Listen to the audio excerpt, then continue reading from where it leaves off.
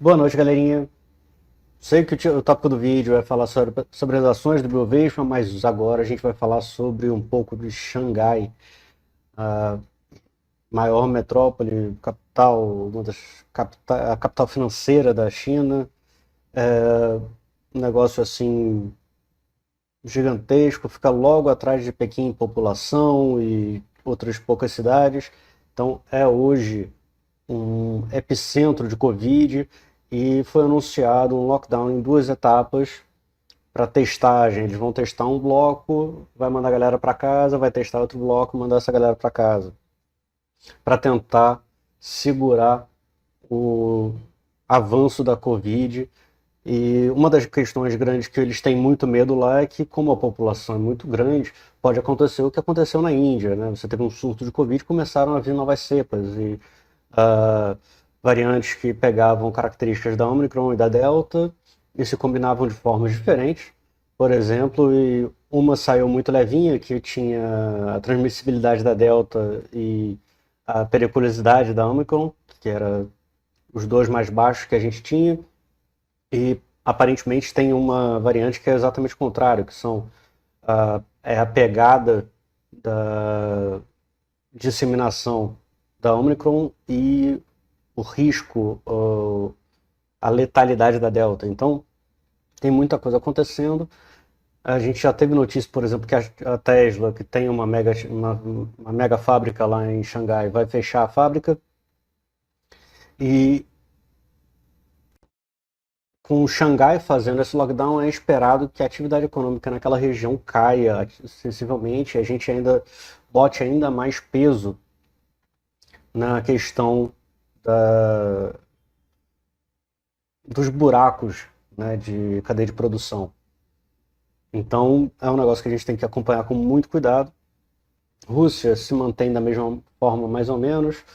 A Ucrânia, perdão, a invasão russa na Ucrânia. Temos aí um novo bate-papo entre os negociadores, porque aquilo ali, para mim, é bate-papo, não está saindo resultado nenhum, não tem evolução efetiva nenhuma e cada um fala o que quer e escuta o que não quer, então não tem evolução. E isso está migrando para pegar mais 2 dias de esperanças, serão 3 dias, na verdade, do dia 28 ao 30, segunda até quarta, tentando resolver alguma coisa, o que vai ser extremamente improvável, porque o que a Ucrânia quer e aceita e o que a Rússia quer são coisas muito distantes. Mas no primeiro momento, o que a gente pode ver e ficar preocupado é com essa questão de Xangai, e isso vai dar provavelmente uma sapecada aqui no nosso querido minério de ferro, que fechou na sexta-feira a 3,48 de alta. Essa aqui é a bolsa de Dalian, ainda não abriu, vai abrir daqui a pouco. É possível que a gente observe uma queda nesse negócio. O minério vem subindo constantemente, mas sexta-feira me deixou um pouco preocupado pelo seguinte: a gente fez uma alta tentando romper a alta anterior com um volume muito pequeno. É, só ressaltando que na China a cor vermelha é a cor da sorte e a cor verde a cor ruim, ao contrário do mundo, quer dizer, da maior parte do mundo. A gente tem o mesmo efeito em alguns países de predominância muçulmana, mas a gente teve volumes relativamente expressivos nos últimos dias, sendo que o volume dessa máxima aqui deu uma quedinha, foi meio broxante. Esse é o contrato de maio, então a gente tem que ficar bastante de olho o que vai acontecer hoje à noite, como é que vai abrir, como é que vai fechar na manhã de amanhã, porque ela tem um impacto gigantesco na nossa principal ação, na ação que tem maior peso no índice, que é a nossa querida Vale. E também em outras empresas que trabalham no setor siderúrgico. A gente tem, por exemplo, a CSN Mineração. A CSN, a dona da CSN Mineração, a Gerdau, tem um pedaço de mineração, a Uzi Minas tem um pedaço de mineração, então por mais que o aço, nesse momento, possa até ter uma alta pela menor oferta de aço, o custo para elas de uma queda no minério pode ser mais relevante. Isso a gente tem que observar. Mas para Vale, para CSN Mineração e para BRAP 4, certamente serão coisas que pesarão. Voltando aqui para o nosso mundo, estava aqui com o Ibov mensal aberto, mas antes vamos falar do dólar, nosso querido Doleta. O dólar, essa aqui é a análise que eu fiz com meus alunos, peço desculpas, mas isso aqui é o dólar no gráfico mensal. O dólar no mensal ele estava numa tendência de alta bizarra, longa, onde depois dessa primeira chamada chegou aqui em cima, estabeleceu por Fibo alguns pontos de suporte e resistência. Então a gente tem, por exemplo, 4,55 como um ponto que pode ser relevante, o mercado pode dar uma parada aí e tentar reagir, mas eu ainda vejo ele voltando aqui para os 4,22, 4,30 no médio e curto prazo, notando que eu, como economista, vejo o dólar no longo, longuíssimo, longástico prazo, alguma coisa próxima tendendo ao infinito, né? A gente tem uma diferença muito grande de produtividade, de ciclos inflacionários, de capacidade de produção de tudo, exceto agro e commodities minerais. Então, tradicionalmente, a gente vai ter um dólar mais alto no longo prazo, porque as inflações vão se desbalancear pela questão da diferença de produtividade individual. Mas, por enquanto, para os próximos meses, a gente tem a probabilidade do dólar cair. No diário, caiu com força.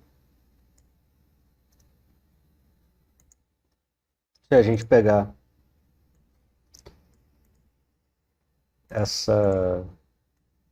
esse mega pivô, digamos assim, a gente tem o dólar tendendo, chegando agora rápido aqui nos 4,50 e vai buscar os 4,03. Isso é o que o gráfico diz pra gente. Não estou entrando em nada macro, não vou falar que o dólar está caindo porque temos uma diferença gigantesca da taxa de juros real entre o Brasil e os Estados Unidos, da inflação americana e das cagadas que vão acontecer nos Estados Unidos e também vão respingar aqui, mas primeiro vai bater nos Estados Unidos. Não vou falar muito sobre isso, mas temos que falar sobre os juros americanos, que os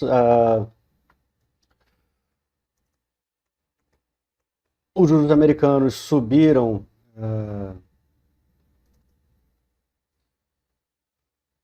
muito nos últimos, estão subindo muito nos últimos dias. Se a gente olhar no gráfico mensal,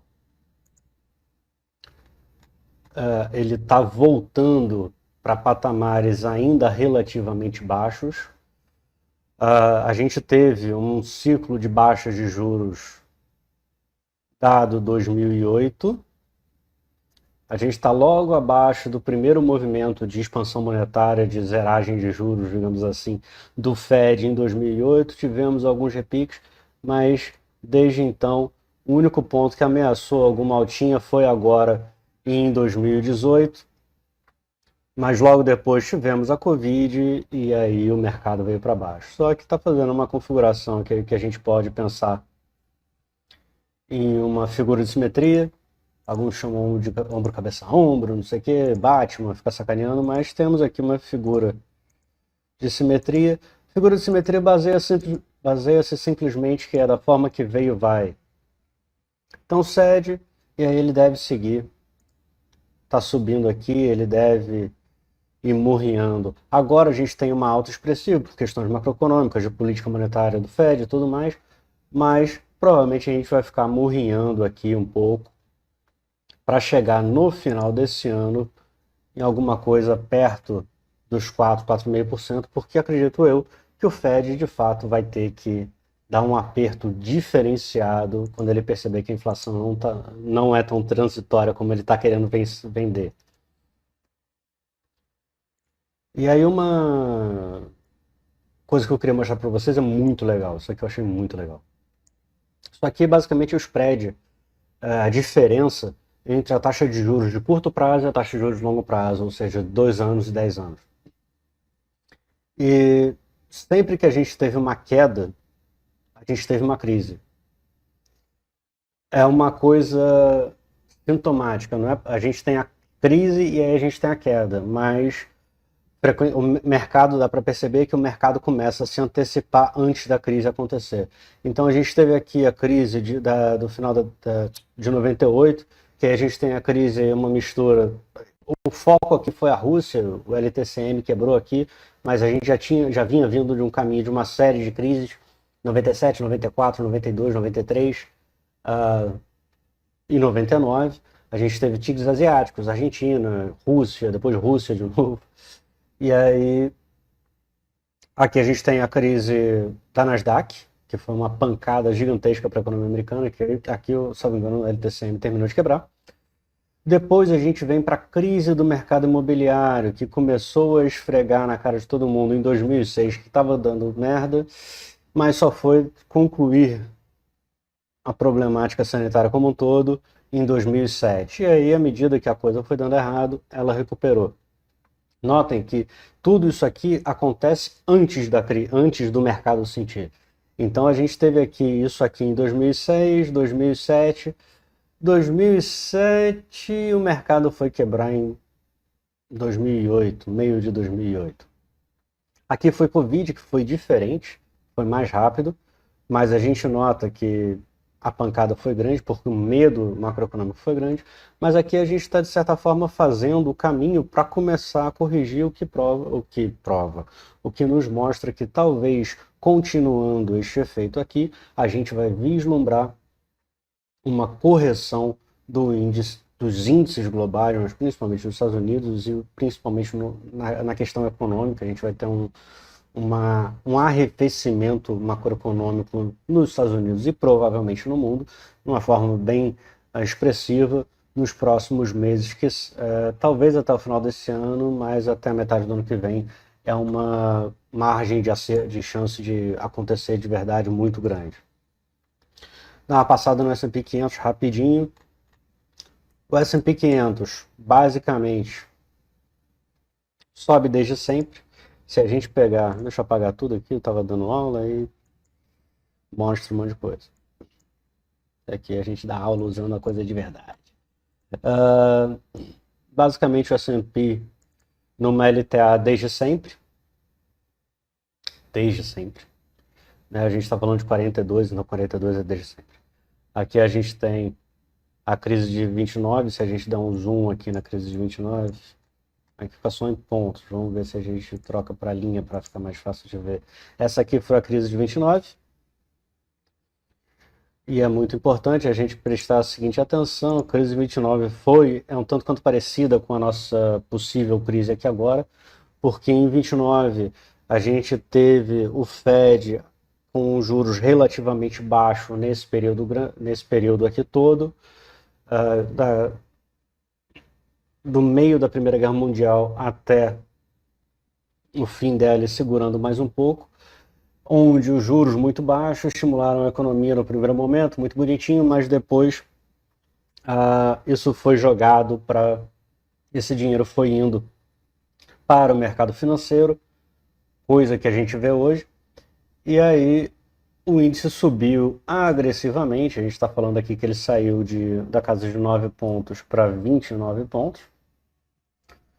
Pancada, só que a inflação aqui nesse período também começou a subir. Chegou naquela época a estrondosos 6,5%, um pouco a mais, um pouco a menos disso. E aí o Fed aumentou os juros. E o Fed fez o que entendo eu e entendem alguns grandes mestres da economia, não que eu seja um deles, eu aprendi com eles, que para você brigar com a inflação, você tem que subir a taxa de juros acima da inflação. O nosso Banco Central faz isso, e o nosso Banco Central é expert em brigar com a inflação, porque ele tem a história inteira do Brasil para jogar contra, a favor dele, né, lutando contra a inflação. A gente sempre teve inflação aqui no Brasil. Nossa inflação moderada é absurda para o americano. Tanto é que hoje os caras estão em 10% ao ano, em 7% oficial, e a galera tá falando em hiperinflação. Pra gente é só mais um ano. Mas o Fed aqui aumentou agressivamente a taxa de juros e no mesmo nível nominal o S&P só foi chegar de novo em 54, então a gente ficou de 29 até 54, meio que no 0 a 0 para quem tinha comprado aqui. E eu vejo que no S&P, principalmente, a gente tem uma coisa muito parecida com o Nikkei,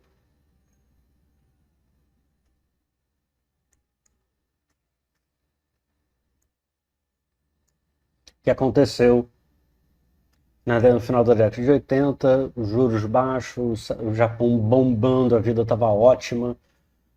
E aqui foi o início da armadilha de liquidez que eles entraram, onde você tinha que ações precificadas às maravilhas, como tudo fosse dar certo, e a história do mundo mostra que nunca tudo dá sempre certo. Algumas coisas de vez em quando dão certo, mas isso não é sempre, nem tudo.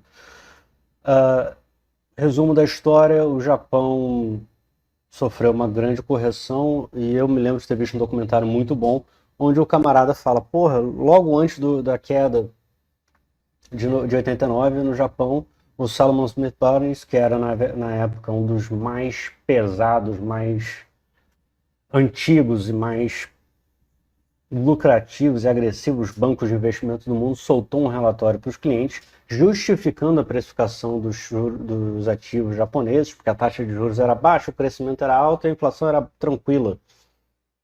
Então era normal isso acontecer. O que aconteceu foi uma grande derrocada do mercado japonês, caindo na casa dos seus 80 e poucos por cento. Vamos pegar uma reguinha para a gente ver isso direito. Pum. 79,62, tá bom, 80%. Então, o que eu vejo hoje no S&P, a gente não tem tanta marcação específica no S&P de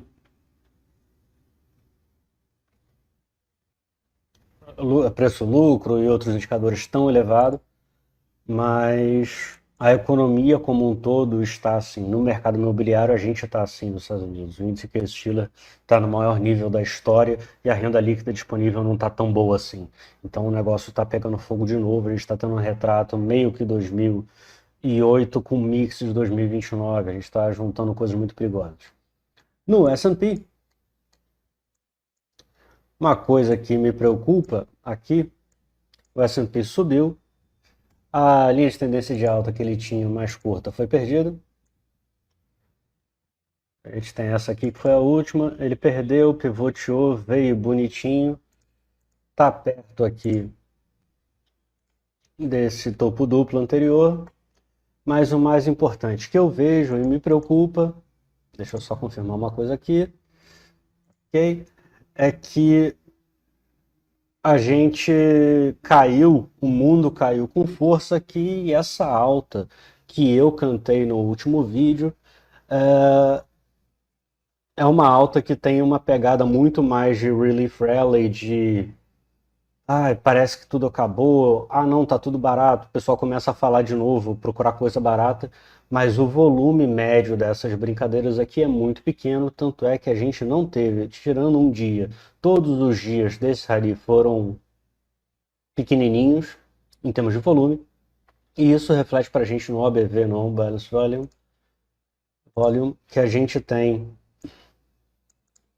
o papel descendo no primeiro momento, junto com o ABV, mas depois a gente tem o papel subindo com o volume acumulado caindo.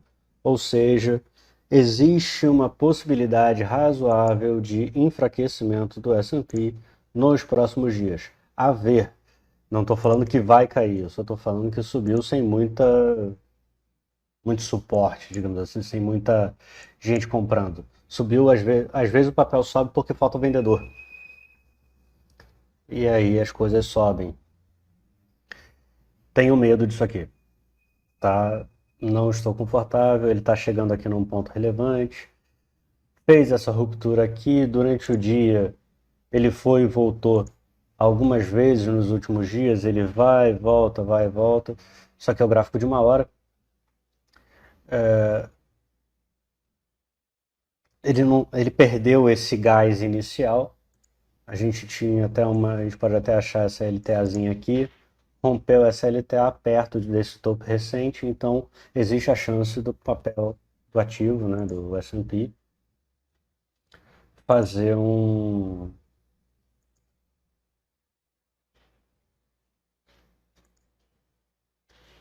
estar começando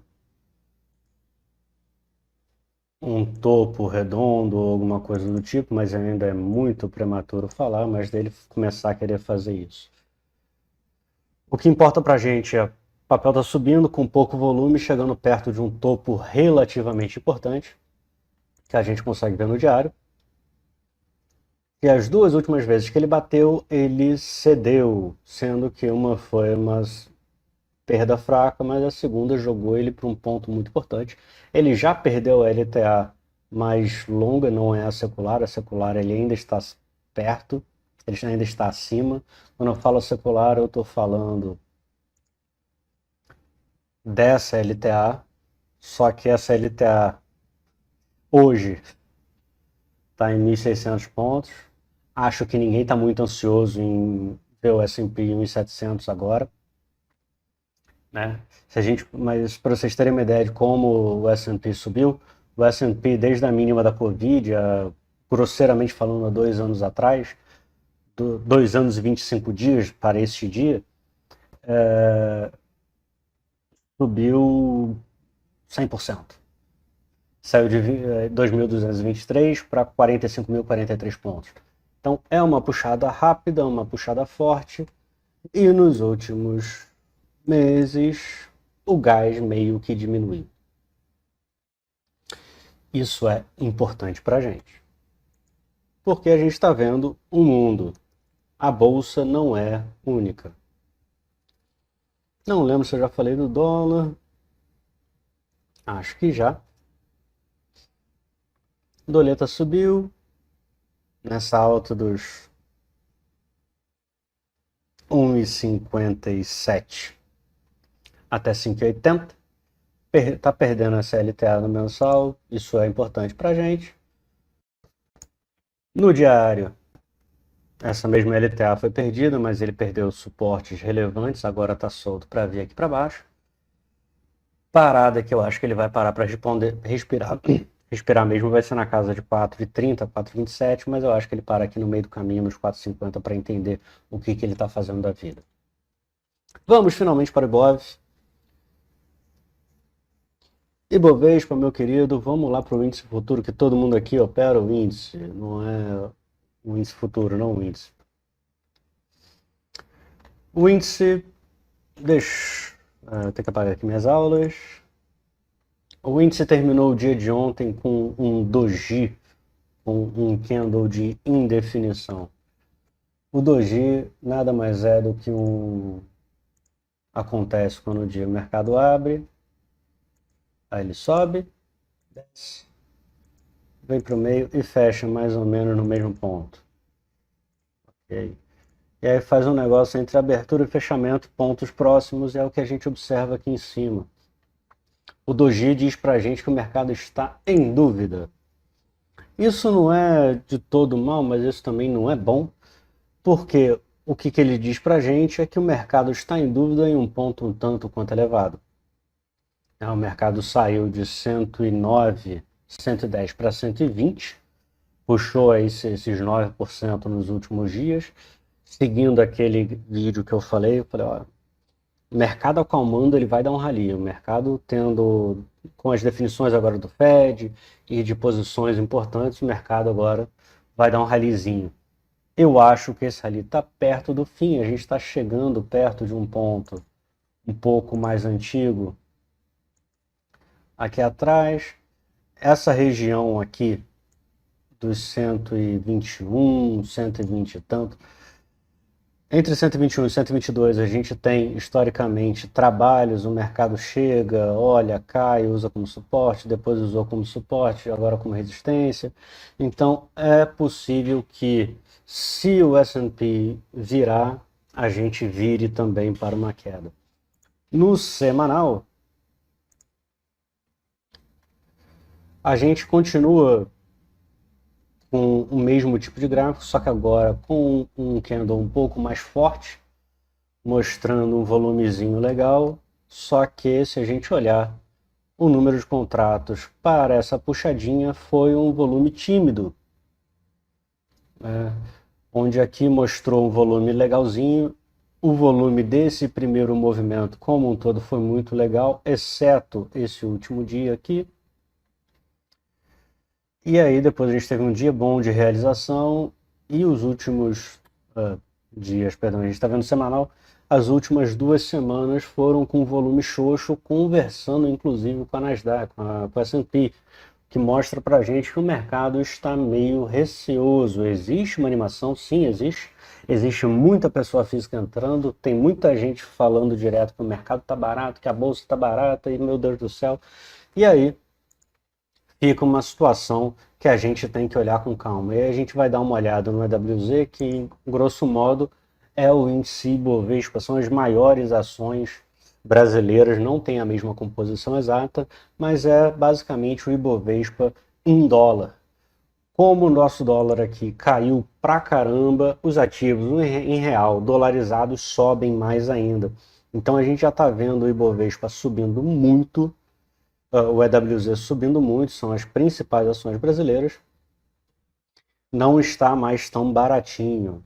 A gente está chegando em níveis relativamente, intermediariamente altos, mas como o dólar, desde de lá para cá, tem cedido, né, a gente viu aquela LTA mensal,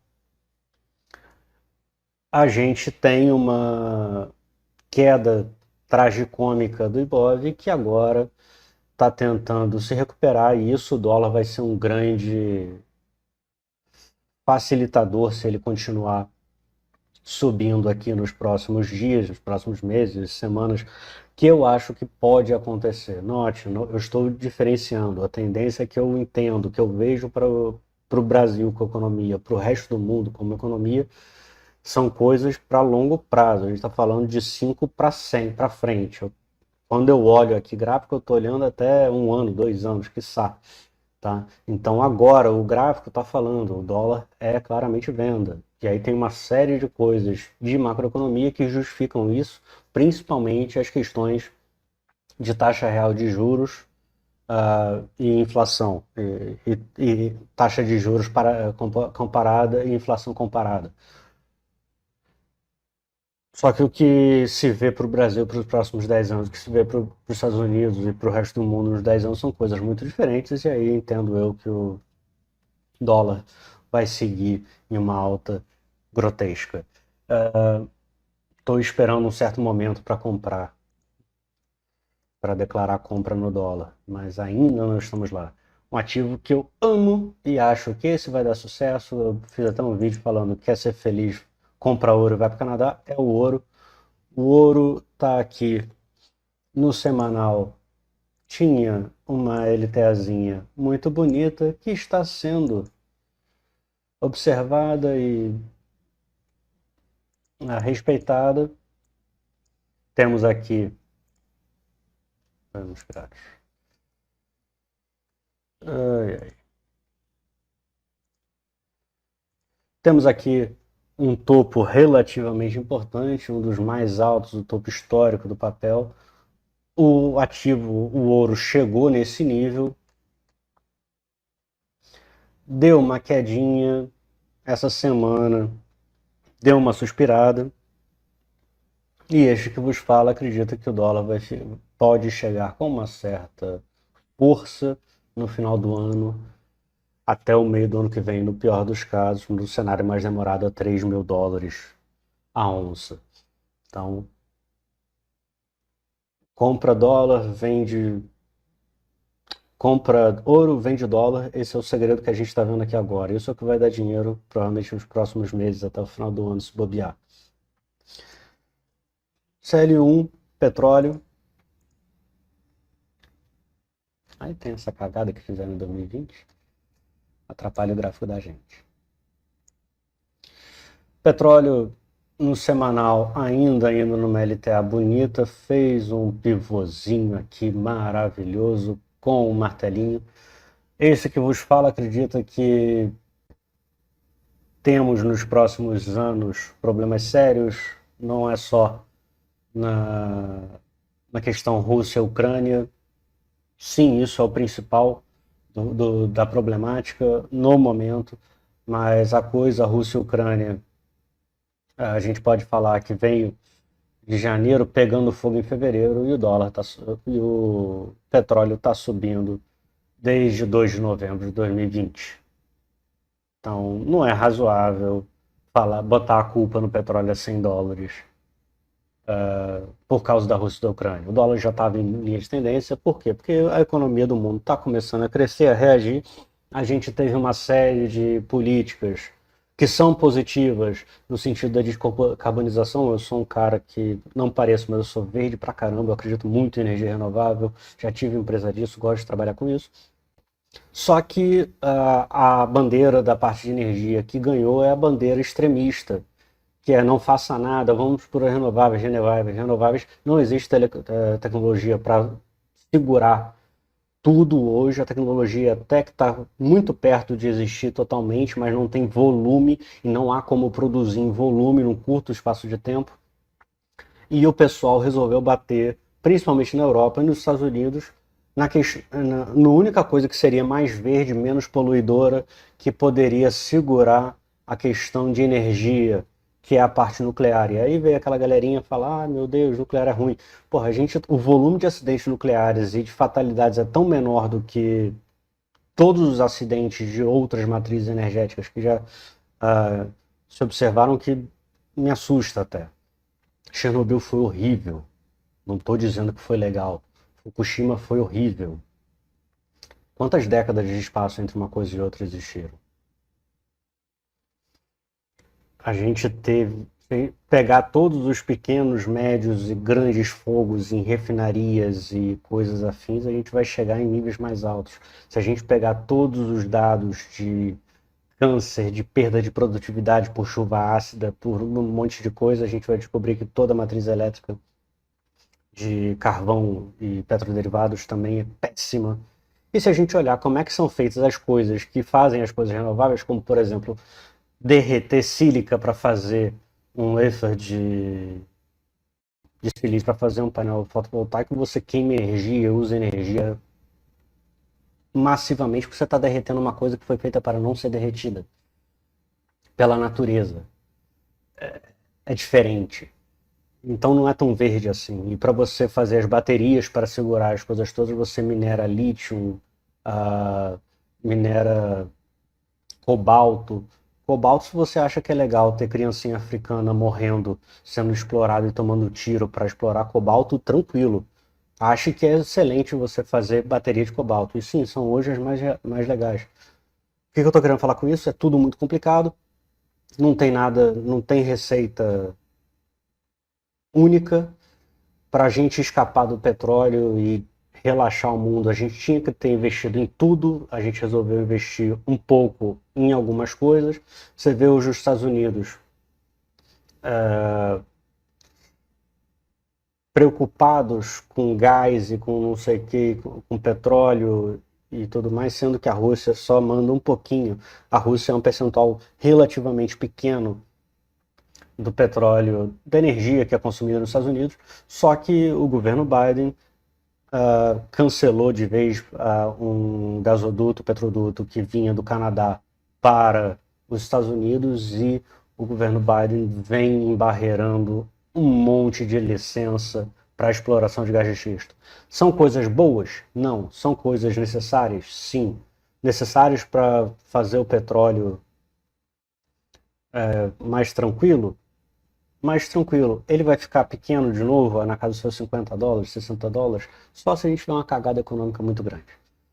Está no meu mapa. Acho que vai acontecer. Mas ceteris paribus, tudo mais constante, se eu tiver errado, não vai acontecer cagada, o petróleo segue para 120, 130, 140 dólares, quiçá 150. Teve um relatório do JP Morgan, que eu adoro, um banco, eles são muito bons, eles falaram que é razoável prestar atenção no petróleo até o final do ano entre 150 e 180 e 200 dólares, com uma mediana em 180. Então, olho vivo no petróleo. Por que isso é importante para a gente? Porque a gente tem várias empresas disso. Falamos do Ibovespa, agora vamos falar da primeira ação do Ibovespa. Espero não ter demorado muito. R3 Petróleo.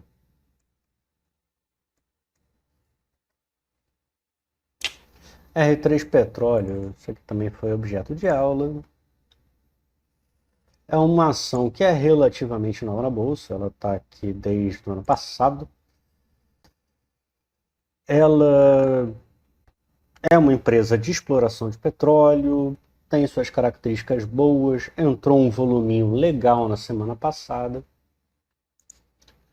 mas ainda está numa zona de briga aqui nessa faixa, que foi briga nessa faixa, briga nessa faixa. Houve algumas brigas anteriores, tem brigas aqui, está numa briga agora. Então é um papel que, digamos assim, eu tenho alguns receios, porque ela ainda não é uma empresa fantasticamente implantada, ela está em desenvolvimento, ela está em evolução. Hoje eu vou acompanhar ela para, se ela romper isso aqui e ganhar volume, botar uma comprinha, só que é uma compra curta, caso seus 10% aqui, primeira meta. Depois a gente vai brincar nesse ponto aqui de 47,60 para depois brincar nos topos históricos em 48. Pode acontecer, ela está posicionada para tal evento, a empresa, né, está no setor que pode se beneficiar dessa alta do petróleo, que creio que vai acontecer, mas não sei se ela é a melhor carta da manga. Alpa 4, Alpargatas, não quero Alpa 4 tá linda, ela rompeu uma LTB, tá ganhando um voluminho, tá fazendo uma graça, só que nos últimos 2 dias, quando ela rompeu para cima essa LTA, vamos botar no curtíssimo só para vocês verem. O papel ficou de lado. É legal quando você rompe uma tendência de baixa que você dê uma porrada boa para cima. O papel tá lateralizando. Rompeu topos anteriores? Rompeu, mas rompeu com uma falta de tesão que me assusta. Ficou menos feio, mas não tá bonito ainda. Ambev. A Bev 3. Bev 3, vamos lá no diário. A Bev 3, vamos semanal primeiro, porque a gente não é bobo. Papel que tem entre os principais clientes eu e boa parte dos meus amigos e familiares. Papel subiu, chegou na máxima histórica dos seus 21, lateralizou. A Ambev que está aqui no Brasil, essa ação ela tem uma exposição macro mais Brasil e apanhou com a Covid, com a questão da, do fechamento, né, das coisas, fim de carnaval e tudo mais, mas a Ambev, embora ela tenha um portfólio muito grande, ela também vem sofrendo com concorrência de outros. Num primeiro momento, nos idos da década de 2010, começou a ganhar fôlego as cervejas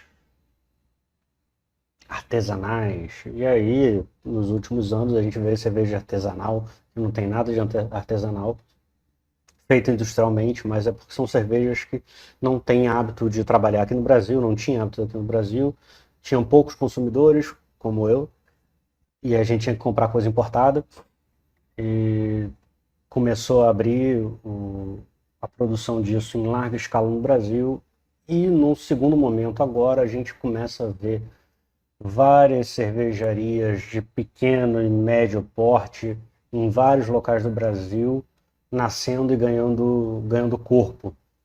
Então a concorrência tá grande, tá pesada, a Heineken tá entrando, tá botando mais peso, então o market share dela não tá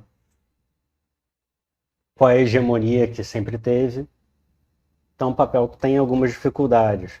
Mas no que a gente pode brigar por ela, papel tentou cair, fez um topo, aí aqui a gente pode ter uma sinalização de pivô para vir buscar esse topo aqui, essa região dos 15,47 para depois vir buscar dos 15,71. Mas primeiro, para fazer qualquer coisa, eu preciso que o papel rompa esse topinho aqui. Antes disso, eu vou ficar bumbum na parede. Interessante, o volume está entrando no papel, o ABV já está legal, sinalizando um bom movimento. Gráfico de 1 hora, deixei isso aqui marcado, vamos esperar o que pode acontecer. Uma eventual compra aqui no curtíssimo. Só isso aqui que está errado. E aí a nossa relação risco-retorno vai para casa do chapéu. Acho que a gente vai brincar essa brincadeira aqui no primeiro momento aqui. Para depois vir aqui. Mas eu acho que se ele romper esse topinho aqui, ele deve correr por uma certa forma fácil e ágil aqui para cima, principalmente porque a gente tem volumes acompanhando. Se a gente notar, o papel cedeu nas últimas horas com o ABV entre a estabilidade e o aumento. Então a gente tem uma leve divergência de ABV, ou seja, está entrando dinheiro no papel e o papel ainda não começou a subir. Acho que a Ambev é uma coisa que temos que olhar com muito carinho. Americanas, antiga Lame 3. Sim, eu era da época da Lame 3 e 4. Já foi. Eu estava dando aula para uma galera, já. Isso aqui é velho. Cup and Handle, feito, lindo. Adoro quando isso acerta. Lame foi. Só que Lame tem uma história um pouco mais complicada. Foi um tirinho ali de algumas horas. A gente está num ponto de divergência. Entendo eu que o papel está subindo sem maior divergência de volume, está entrando volume. Essa última semana foi muito boa de volume. Mas existe possibilidade, ou o papel rompe para buscar a salvação, porque o papel já caiu aqui dos seus R$ 125, bateu 25, né? Tipo, sobrou nada. Mas eu ainda espero um retorno, talvez aqui para essa região de 28, para tentar romper de novo, fazer um pivôzinho bonito para a gente entrar comprado. E aí, se romper esse topo, dá tchau para esse aqui rápido, ignora esses e deve começar a brigar na casa dos R$ 70. Então eu fico de olho na loja americana se ela fizer um pivôzinho ou se ela seguir em frente rápido e romper os 36, aí vai para os 72, 100% de alta, praticamente. Gostei de Lame. Açaí.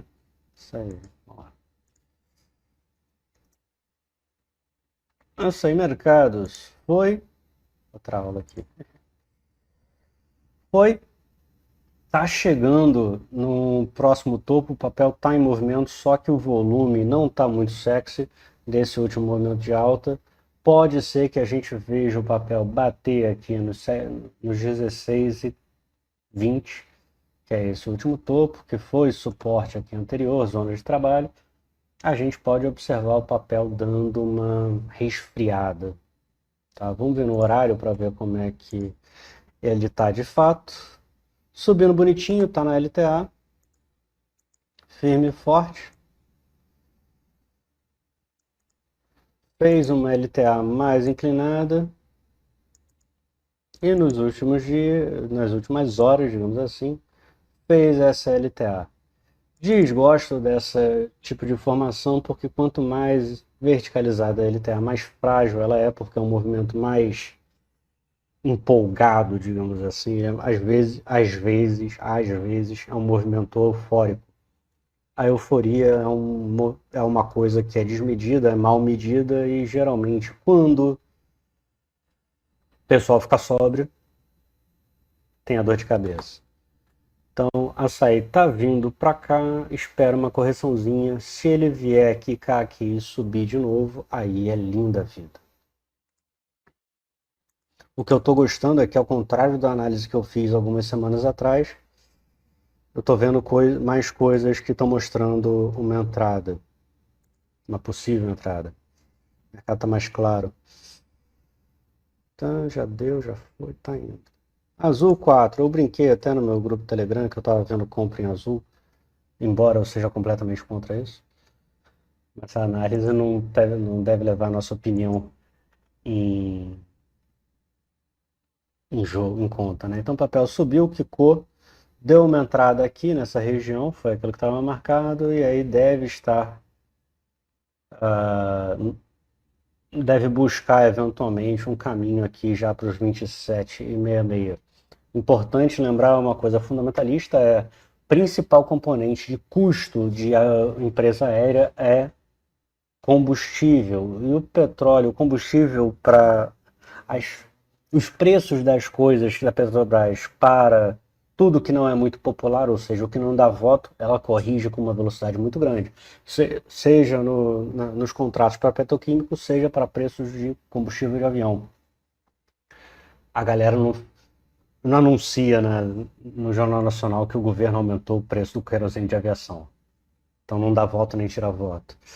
Então, quando o dólar cai e o petróleo fica mais ou menos ok, a gente tem uma notícia positiva para as empresas de aviação, no caso aqui Azul, para uma retomada aqui no momento de alta e juntando com as seguidas retiradas de restrição sanitárias que estão acontecendo no mundo e no Brasil. Para a gente ter uma ideia, a gente tem aqui um pseudo pivôzinho. Pseudo não, tá aqui. Pivoteamos, rompemos o 61, então a gente vai fechar esse gap aqui no 261. Vai uma palavra muito forte. Certeza sua morte. E impostos. Mas existe a probabilidade da gente vir aqui no 27,46. O dólar tá caindo, alegria para todo mundo. Inclusive quem vai comprar daqui a pouco vai para o Canadá. B3, SA3.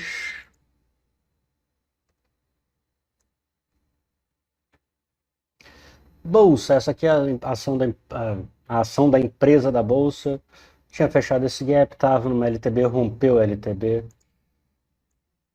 Bonitinho, olha que coisa maravilhosa. Testou aqui, veio, quicou. Neste movimento a gente pode analisar aqui um pivosaço. Vou botar aqui a pontinha, né? Vamos botar certinho. Que joga esse papel sem fazer muito força. Agora o papel está mais ou menos livre. Ele tem uma briga aqui nos 16,53, mas ele tem tudo para vir buscar aqui na casa dos 17, quiçá 18, de novo nessa região do gapzinho. E aí depois vir buscar nessa máxima aqui, que está perto da minha região de R$ 20. Então, Bovespa rompeu aqui um ponto importante para mim. Rompeu o topo aqui importante. Se amanhã tivermos uma alta, um dia bom de alta, meu ideal seria ela quicar aqui de novo, pivotear, mas se amanhã o dia for positivo, a gente tem uma chance boa dele vir para os 18 e depois para os 20. Então, Ibov, B3, legal. BID 11, Banco Inter, meu querido. Banco Inter ainda está mais perdido do que segue em tiroteio. Sim, eu tenho que ser educado, então não dá para falar o que geralmente eu falo em aula. Mas a gente tem Aqui LTBs que estavam se tornando mais agressivas. O papel ainda está perdido no diário. Tem algum volume, mas ele já subiu mais do que ele deixou aqui no último ponto. Temos já aqui uma situação sem muito gás, é porque o papel realmente ele chegou em preços muito baixos, não vou dizer que está barato nem está caro para não confundir ninguém, ele chegou em preços muito baixos e está repicando. Voltou para essa região e no diário deixou um dogezinho com volume tímido. Isso me deixa desconfortável. Para eu dar compra nesse negócio, eu só vou olhar para comprar esse negócio acima de 30. Prefiro deixar os 10 reais na mesa para ter certeza que eu não vou perder 50. No caso aqui, 20. Esse negócio está indo para baixo. Esse negócio ainda está indo para baixo. Então, pegar a faca caindo é complicado. Banco Pan.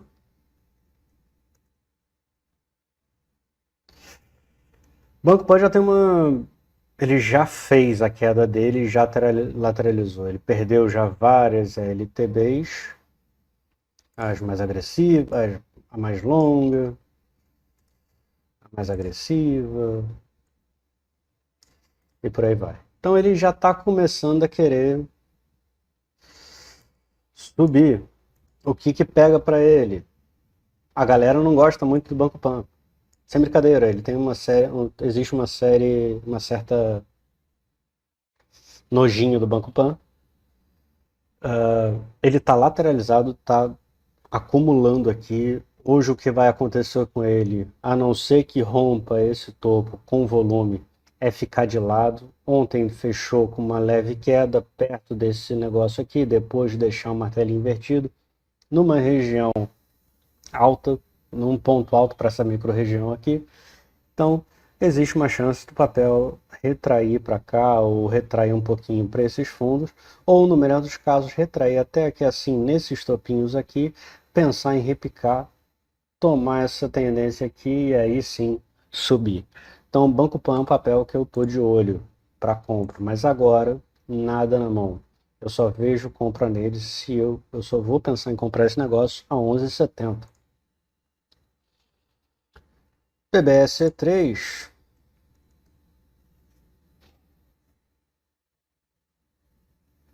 Tá indo.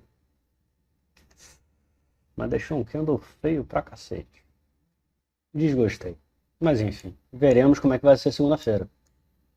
Ele fez um pivôzão maravilhoso. Rompeu o topo do pivô anterior. Rompeu o topo do pivô. Rompeu a resistência, pontos de referência. Tem como próximas referências o fechamento de gap aqui, que é um ponto que o papel trabalhou anteriormente.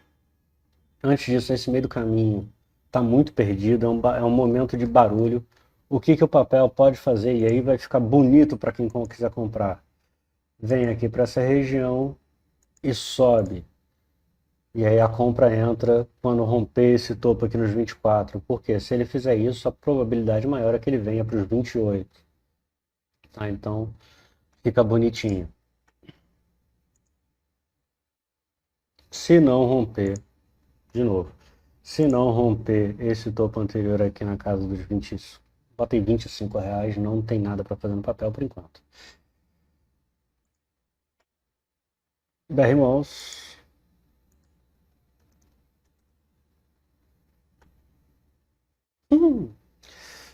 Ai, ai.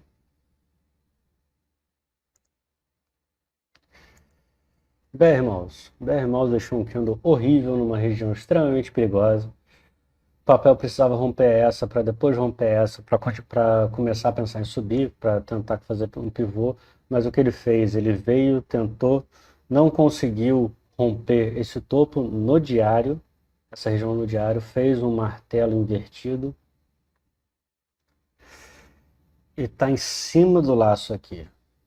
Existe uma chance, ou amanhã o dia é muito bom para esse papel, esse negócio rompe aqui os 10 reais e sobe rumo a 10,80, depois 10,84, que são os topos anteriores, ou perde esse, vem aqui para lutar nesse fundo, e se perder esse fundo vem aqui para baixo, para depois vir na... Não tá bonito o BR Malls.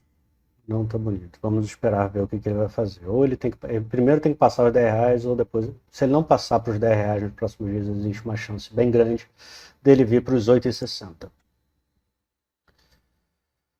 Irmãos, Bradesco 3. Bradescão.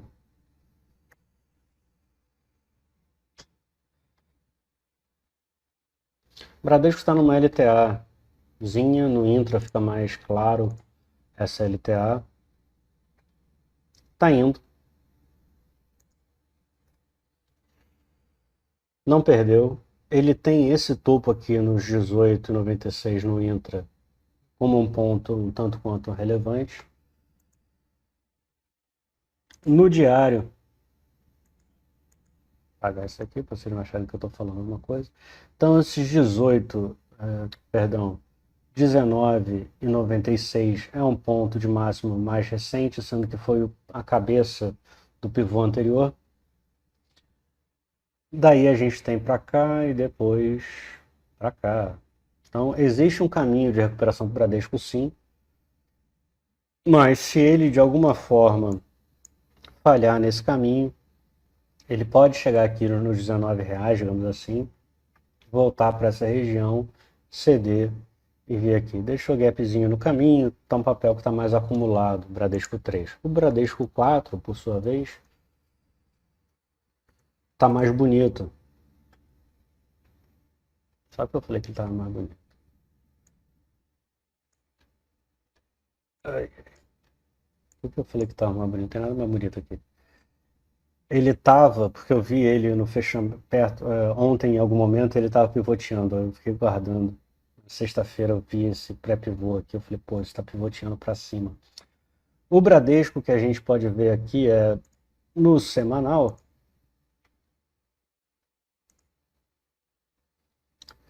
Papel ainda está caindo.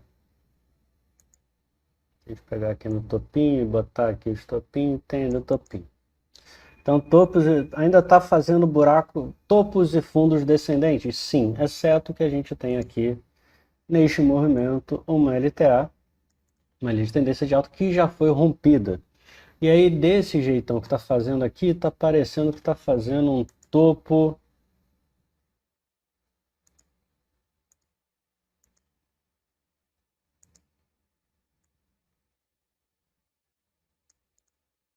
Não sei onde vai parar, mas vamos dizer que ele está fazendo isso. Tá com esse jeitão. É só um jeitão, ainda tem que confirmar. Vou prestar muita atenção essa semana a esses pontos aqui, principalmente esse ponto de mínimo aqui, dessa briguinha, porque esse ponto foi relevante na briga aqui atrás. Essa briga aqui também está sendo respeitada aqui como suporte e resistência, então precisamos ver se o papel rompe os 10,60 a região de 10,60, senão ele pode vir buscar novamente essa mínima aqui, os 9 alguma coisa, que está 9,50. Me preocupou, me deixou desgostoso o volume do Bradesco desde o início do mês, que está meio borocochô. E aqui é no Bradesco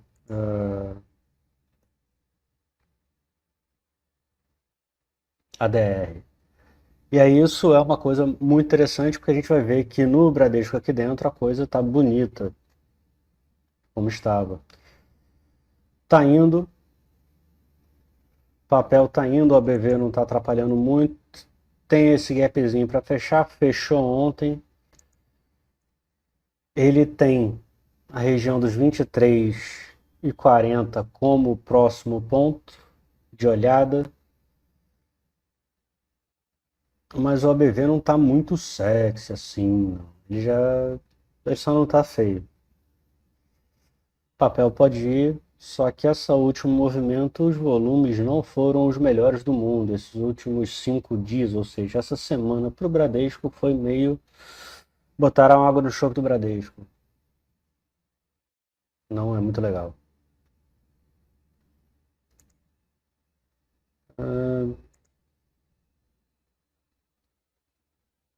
Para 4. BRAP 4 é a mesma coisa que analisar Vale, basicamente, porque a BRAP é uma das controladoras da Vale.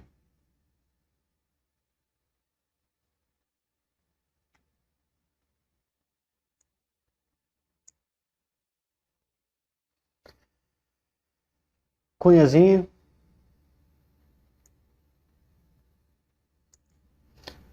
Grosso modo, a gente tem essa cunhazinha e a gente fez dois topos numa região muito alta, isso aqui é a máxima histórica do papel. Fez isso sem um volume fantástico, o volume não foi digno, por assim dizer, que justifique uma alta desse tamanho. Se a gente olhar a última máxima histórica que tinha no papel na casa de 31,48, o papel subiu e o volume de dinheiro acumulado no papel está virtualmente o mesmo. Ou seja, pode-se pensar eventualmente que é uma alta frágil. Não estou confortável com o BRAP 4, que é o mesmo caso da Vale 3. Vale 3 conta a mesma história. A única coisa que é muito diferente, que é bem diferente aqui nesse negócio, é que a Vale ainda não rompeu o topo histórico. Mas estamos em pontos muito altos, com uma divergênciazinha de ABV relevante. Vou apagar isso aqui. Isso eu fico dando aula, eu fico falando as coisas e desenho aqui. Eu gosto da aula sobre como funciona com a coisa funcionando. Subiu, desceu, pum, bonitinho. O que a gente tem a Vale aqui? Hoje a Vale ou recupera esse negócio aqui, os R$ 100, para buscar esse máximo aqui, para ir de novo ganhar o topo histórico, ou a gente vai ter a certeza que a Vale sentiu o topo histórico, que é esse ponto aqui dos R$ 100, e pode vir caminhando aqui para essa LTA, que ainda é um movimento de alta, buscando aqui a LTA ou essa mínima aqui no local. Se a gente olhar no gráfico de uma hora,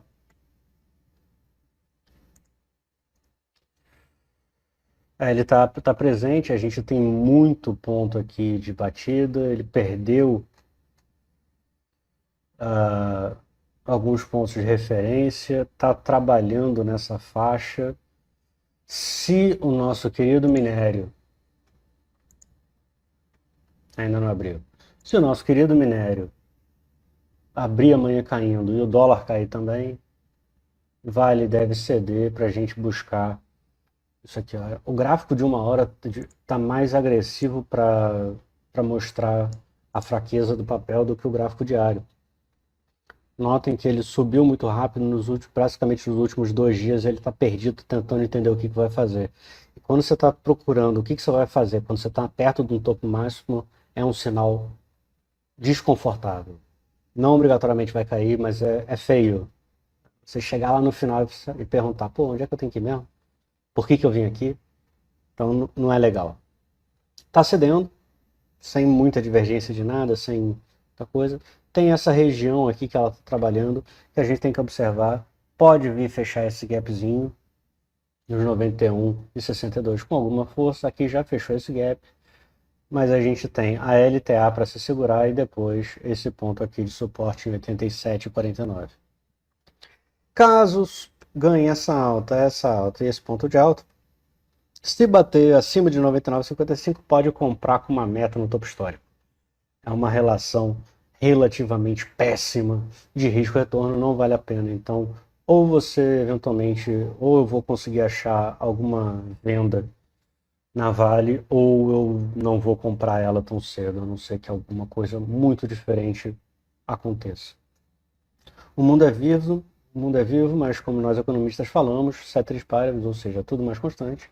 A gente tem que trabalhar com o que a gente tem, e o que a gente tem não dá para procurar Vale agora, compra na Vale agora, então não vou procurar compra na Vale agora. BBAS3.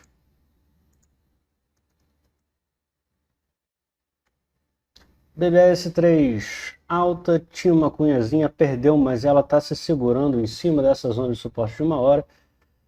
Tô vendo esse papel animado, mais feliz do que a maioria dos bancos. E se ele romper,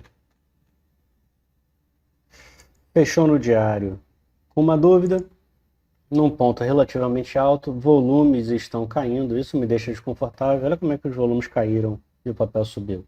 Um pouco desconfortável, de tal forma que só que o papel ele está parado numa região alta, ele já rompeu os topos anteriores, o papel pode vir cair aqui para essa região para ganhar força, para vir brigar aqui em cima, quiçá buscar alçar voos mais altos. Lembrando que BBAS 3 tem um gap em 41,91 que pode vir levar o papel aqui para uma alta bem mais legal. BBAS pode ser uma compra interessante nos próximos dias. É para a gente ficar de olho. BRKM, Braskem.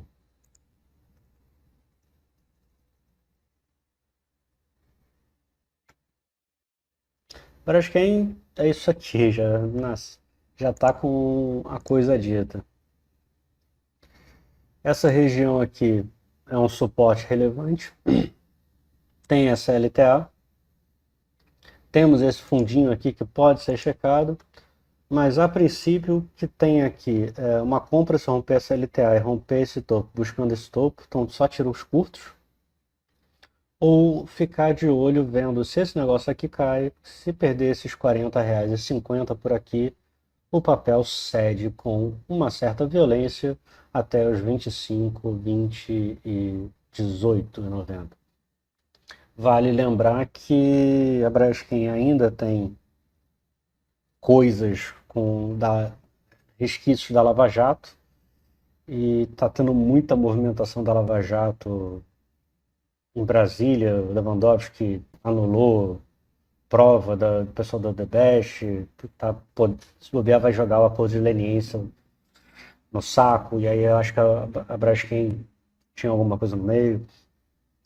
Então é um papel que ainda tem uma carga pesada, mas ele já surfou um pedaço da alta. Com a alta do dólar não é tão positivo para ele, porque a demanda dos produtos dele diminui, porque ele tem que repassar as coisas, mas ele já vinha ajustando o preço das coisas. E no caso de uma queda, de um arrefecimento da atividade econômica mundial, os produtos deles, que são petroderivados, lembra lá do segundo grau, polietileno, poli não sei o que, poli não sei o que lá? Então, acho que quem faz isso, plástico, digamos assim, e outras coisas interessantes.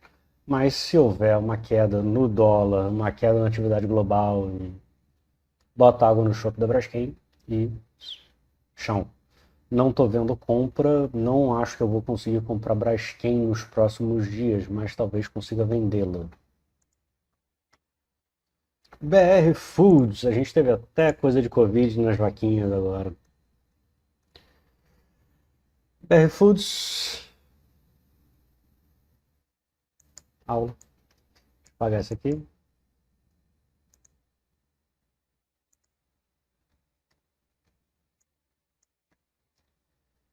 BR Foods está tentando um pivô sem volume, que está vergonhoso. Ela está num nível muito baixo. Curva.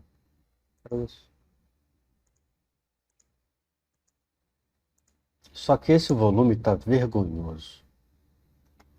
Tá feio. Se não entrar volume, milagre não existe, não adianta. Ela é uma grande processadora de carnes, vende para o mundo inteiro, é uma exportadora, então a queda do dólar bate nela. Ela está tendo um aumento do custo de insumos monstruoso que está batendo nela. Difícil ver alguma coisa boa para ela. Volume saindo do papel. Tem muita coisa boa por aqui não. Não vejo compra na BR Foods pelos próximos dias, a não ser que entre um volume monstruoso para romper esse topo, buscando esse fechamento de gap para reverter a tendência de queda dessa LTB, para ir buscando topos novos. Mas se não entrar volume, olha a quantidade de dinheiro que saiu aqui, olha a quantidade de dinheiro que entrou aqui. Quando entrou, entrou isso aqui. Quando saiu, saiu isso aqui. Ponto. Então, isso aqui tem que voltar. Grosso modo falando. Não está voltando. Não guarde papel. Não agora. Banco Pactual, adoro a empresa, você me contrata. Pactual fã. Banco graficamente está lindo, com volumes entrando. O volume deu um pico, aí fez uma correção com volume baixo e depois o volume voltou a aumentar. Rompeu esse negócio, está com o ABV concordando com esse aumento. Está com o ABV, da última vez que o banco teve com esse ABV, o banco estava nesta faixa aqui, que é uma faixa legal de 29, o papel está 27. Ontem teve um dia que ficou meio na dúvida, mas tá bonito. Deixou esse martelinho que me deixa desconfortável, mas temos um dia com um bom volume aqui, então tá legal. O papel pode vir ceder um pouquinho para essa região de topo, próximos 2 dias, depois retomar. Ele já bateu no 61 desse pivôzinho inicial, mas eu acredito que ele vai buscar o 29,50, 29,70 aqui nessa região do 261 do Fibo. Acredito que o papel que é uma compra. Eu estou nele nessa posição atualmente. Mantenho, estou mais feliz ainda que eu estou vendo esse movimento. Carrefour. Algo me diz que eu não vou gostar muito.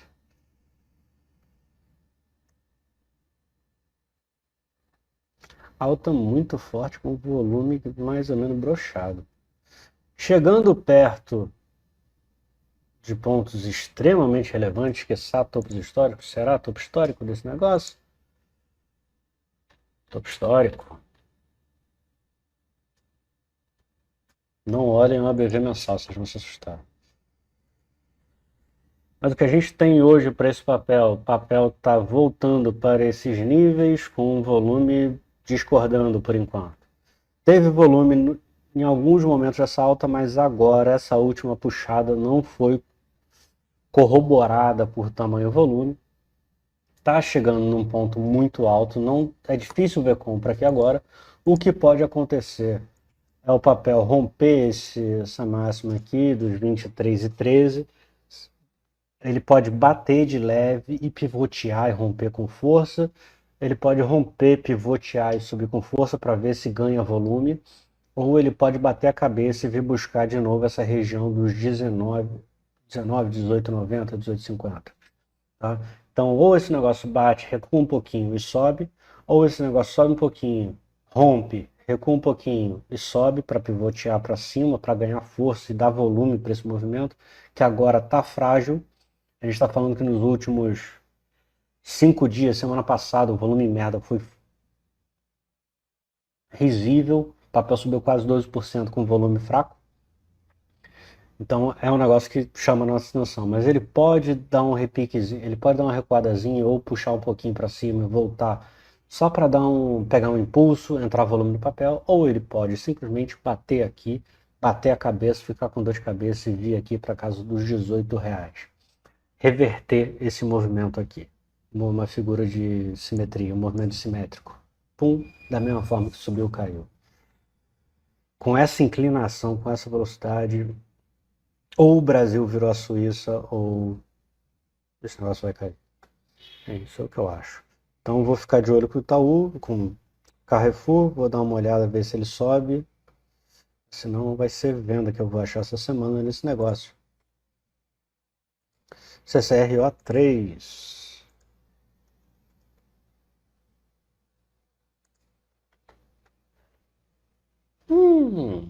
Já deu. Eu acho muito curioso quando a gente pega um gráfico que já chega resolvido pra gente. O papel tentou brigar aqui nesses topos, que foram topos relevantes. O papel tem mais uma sequência de topinhos aqui atrás, mas menos relevantes.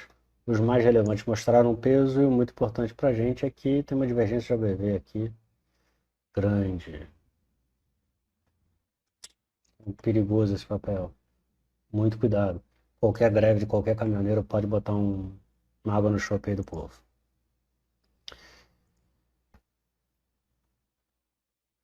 E aí a gente viu 20 ações, muito tempo de vídeo, até o fechamento do dia de amanhã a gente vê as outras. Eu vou fazer vídeos de 20 ações, um ou outro vão ter 22, 23, e aí a gente termina a semana, espero eu que até amanhã de noite. Beleza? Forte abraço, gente. Até o próximo.